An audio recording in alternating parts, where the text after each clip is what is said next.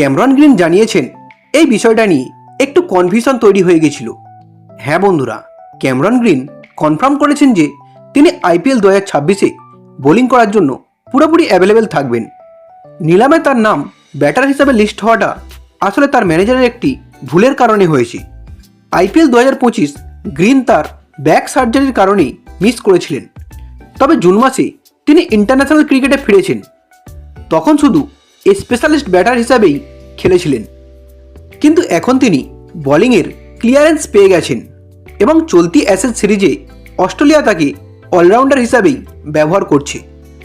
Cameron green 2 কোটি টাকা base prize নিয়ে নিলামে নাম লিখিয়েছিলেন এবং তিনি নিলামের প্রথম 6 জন প্লেয়ারের মধ্যেই থাকবেন। তিনি জানিয়েছেন রেজিস্ট্রেশন ফর্ম পূরণ করার সময় তার ম্যানেজার ভুল করে ব্যাটার অপশানটি সিলেক্ট করে ফেলেছিলেন।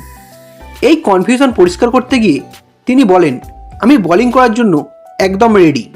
আমার ম্যানেজার এটা শুনতে চাইবেন কি না জানি না, কিন্তু ওর দিক থেকেই একটু কনফিউশন হয়ে গিয়েছিল।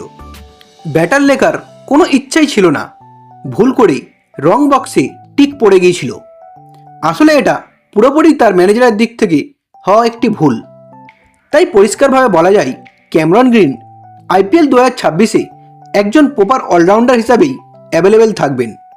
নিলামের লিস্টে তার নাম ব্যাটার হিসেবে থাকলেও